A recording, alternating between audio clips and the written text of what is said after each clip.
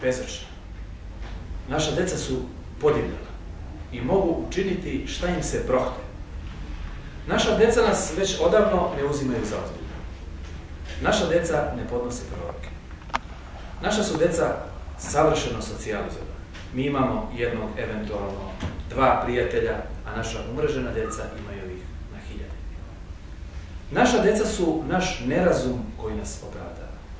Naša maloletna deca veoma su zabrinuta za budućnost svojih roditelja. Naša deca žive u podzemlju i svojom divljinom upravljaju svetom. Ali naša deca nemaju nečistu savest. Reči naše dece imaju težinu i mi ih slušamo ponizno, skriveni iza zavese. Strašna je moć koju nad nama imaju naša besmrtna deca. Sve što čine naša deca vredno je divljenje. Naša su deca nastala iz brakova u koje smo gledali naslepo i upravo zato mi smo nesrećni roditelji naše srećne dece.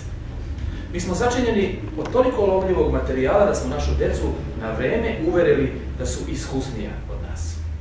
Zalud smo se ponadali da našu decu hranimo za uzvišena dela. Mi smo za našu decu tek lažne očiglednosti.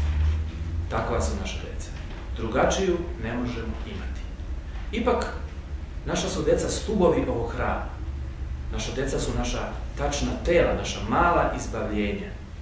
Naša su deca tu, među nama, nezaposlena i u besparici, srpski rečeno. Samo da se naša deca ne zastide naše ljubavi. Naša su bespomoćna deca usud koji će nas utešiti pre nego što dospemo u mrtvačke sanduke.